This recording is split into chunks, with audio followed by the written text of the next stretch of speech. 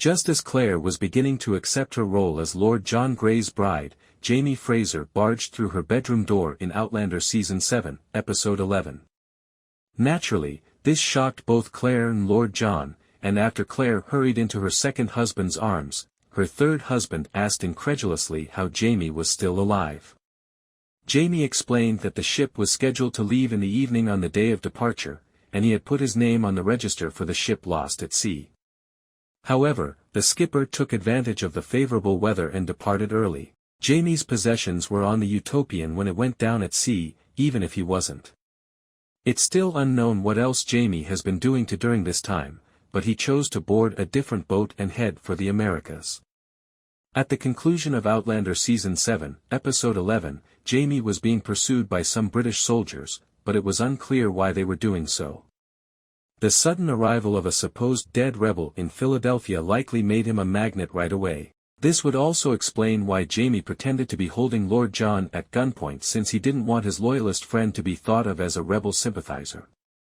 Jamie's official resurrection occurs in Outlander Season 7 Episode 11, which sets the stage for the rest of the series to get really action-packed. Jamie's next move will be made more difficult by the Redcoats' renewed pursuit of him. Furthermore, Jamie is unlikely to want to move far from Philadelphia, especially because William has just lately learned the truth. In the end, it will be interesting to see how Jamie responds to the announcement of Claire and Lord John's marriage and whether they will ever tell him about that trying night.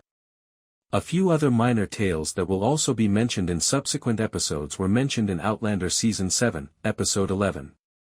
Ian and Rachel's romance has really begun to take off, despite the obvious problems with their respective beliefs and the fact that William is also in love with Rachel. In addition, Lord John's nephew Henry said in Episode 11 that he intended to marry Mercy Woodcock, a black lady, which would put Lord John's brother in a difficult position. Rob Cameron didn't take Jemmy through the stones. After all, either Brianna found him or he found her.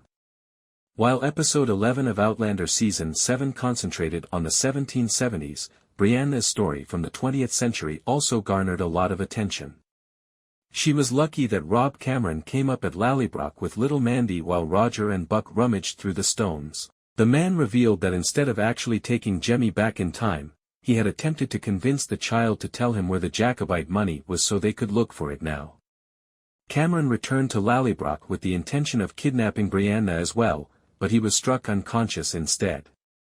This suggests that Jemmy won't be found during Roger and Buck's expedition in 1739.